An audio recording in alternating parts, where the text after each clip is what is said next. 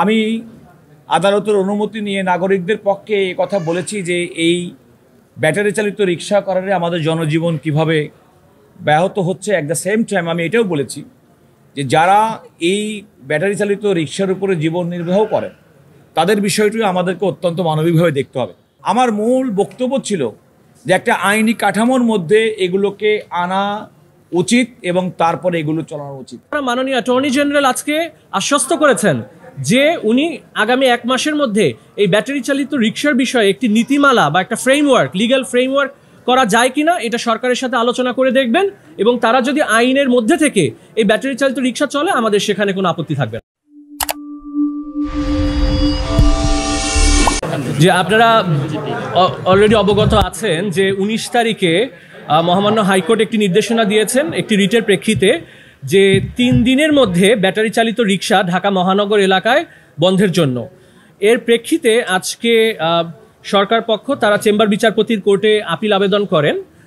মাননীয় চেম্বার বিচারপতি আজকে হাইকোর্টের আদেশের উপর স্থিতাবস্থা বজায়ের জন্য নির্দেশনা দিয়েছেন এবং 1 মাসের মধ্যে হাইকোর্টের রুলটি নিষ্পত্তির জন্য নির্দেশনা দিয়েছেন।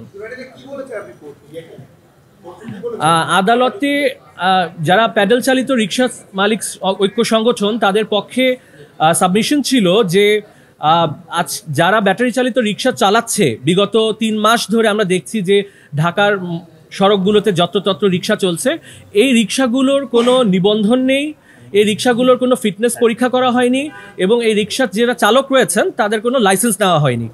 এই প্রেক্ষাপটে আমরা আদালতকে বলেছি যে যেহেতু তাদের কোনো লাইসেন্স বা ফিটনেস নেই, তারা সড়কে চললে এটি সম্পূর্ণ অবৈধ এবং বেআইনি হবে। এবং তার সাথে আমরা আদালতকে বলেছি যে আপনারা অবগত আছেন যে 19শে নভেম্বর জাহাঙ্গীরনগর বিশ্ববিদ্যালয়ের মার্কেটিং ডিপার্টমেন্টের একজন ছাত্রী তিনি তার নিজের ক্যাম্পাসে চলাচলের সময় ব্যাটারি চালিত রিক্সার ধাক্কায় মর্মান্তিকভাবে মৃত্যুবরণ করেন।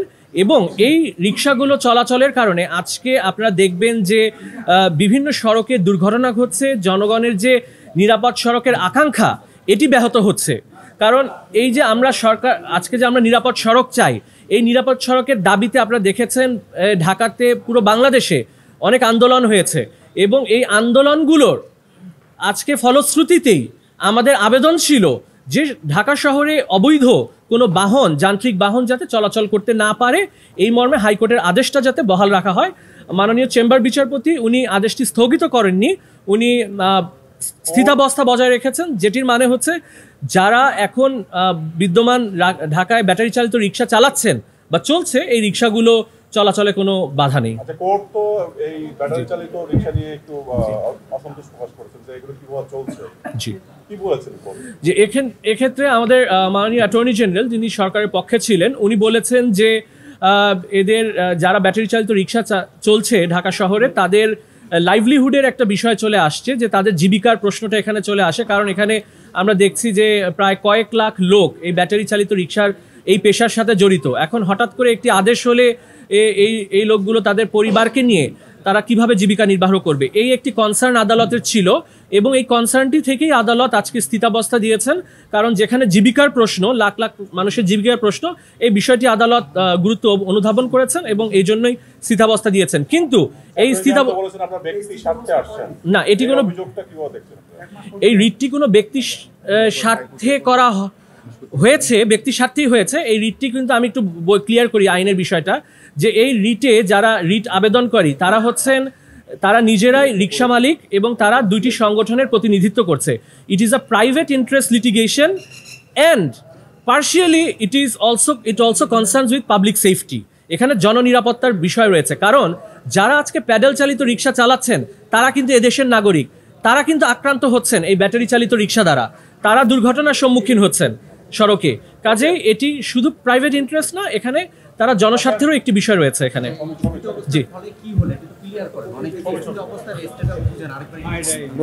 স্থিতাবস্থা বজায় থাকার ফলে আজকে পর্যন্ত যেসব ব্যাটারি চালিত রিক্সা ঢাকা মহানগরীতে চলছে এই রিক্সাগুলো চলতে কোনো আইনগত কোনো বিধিনিষেধ নেই। কিন্তু আপিল বিভাগের চেম্বার বিচারপতি বলেছেন আমাদের রুলটি 1 মাসের মধ্যে নিষ্পত্তি করে দেওয়ার জন্য। চূড়ান্ত সিদ্ধান্তটি রুল নিষ্পত্তির পরেই হবে, যে এই ব্যাটারি চালিত রিক্সা ঢাকা মহাসড়কে চলবে কি চলবে না। তাছাড়া মাননীয় অ্যাটর্নি জেনারেল আজকে আশ্বস্ত করেছেন যে উনি আগামী 1 মাসের মধ্যে এই ব্যাটারি চালিত রিক্সার বিষয়ে একটি নীতিমালা বা একটা ফ্রেমওয়ার্ক, লিগ্যাল ফ্রেমওয়ার্ক করা যায় কিনা এটা সরকারের সাথে আলোচনা করে দেখবেন, এবং তারা যদি আইনের মধ্যে থেকে এই ব্যাটারি চালিত রিক্সা চলে আমাদের সেখানে কোনো আপত্তি থাকবে না। আমি আদালতকে বলেছি যে মামলাটি ইতিপূর্বে হাইকোর্ট বিভাগে এই ধরনের যন্ত্রচালিত রিক্সা মহাসড়কে চলাচল করা বন্ধ করা হয়েছিল, হাইকোর্ট বিভাগে ইতিপূর্বে যে রায়টি হয়েছিল সেই রায়টি আমি একটি পক্ষ ছিলাম। সে সময় তৎকালীন সিটি কর্পোরেশনের আইনজীবী হিসেবে আমি আইনি বিষয়টি যে রায়ের মধ্যে উল্লেখ করেছিলাম সেটি আজকে আদালতের সামনে মাননীয় চেম্বার বিচারপতির কাছে উল্লেখ করেছি।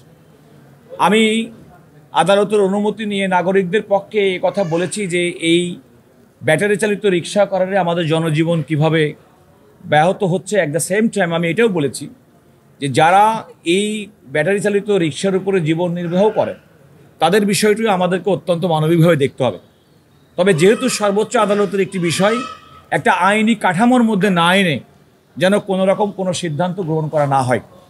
যেমন আমাদের লার্নেড বন্ধু ব্যারিস্টার সানজিদ সিদ্দিকী উল্লেখ করেছেন, বাস্তব কথা হচ্ছে আমাদের যে সমস্ত যন্ত্রচালিত গাড়ি, আমাদের প্রাইভেট কার, ট্রাক, বাস, এগুলো কিন্তু সড়ক পরিবহন আইন দ্বারা, এবং সেক্ষেত্রে লাইসেন্স দেওয়া হয়, ড্রাইভারদের লাইসেন্স দেওয়া হয়।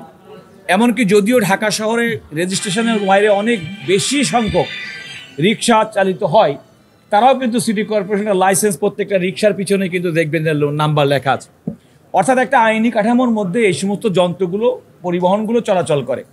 আমার মূল বক্তব্য ছিল যে একটা আইনি কাঠামোর মধ্যে এগুলোকে আনা উচিত এবং তারপরে এগুলো চালানো উচিত, কারণ নইলে কোনো ধরনের দায়বদ্ধতা কারো থাকবে না।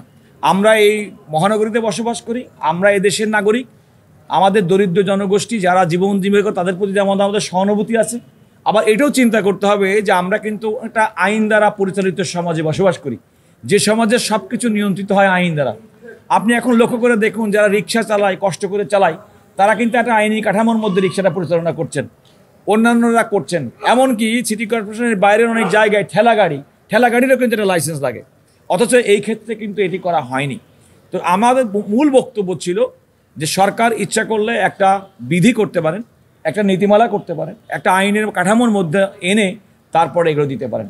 মূল কথা ছিল যে আইনের মধ্যে এবং আইনের কাঠামোর বাইরে কোনো ধরনের কোনো রকম কার্যক্রম কোনো পক্ষেরই পরিচালনা করা যেমন উচিত না। এবং আমি আদালতকে বলেছি, আদালত যেহেতু আইনের ইন্টারপ্রিটেশন দেন, আইনের ব্যাখ্যা দেন, আইনের মধ্যে যদি এমন কোনো বিধান না থাকে তাহলে আইন যেন সেভাবে পরিচালিত হয় সেই মর্মে আদালত নির্দেশনা দেন, এমনটি আমি আদালতের কাছে বলেছিলাম।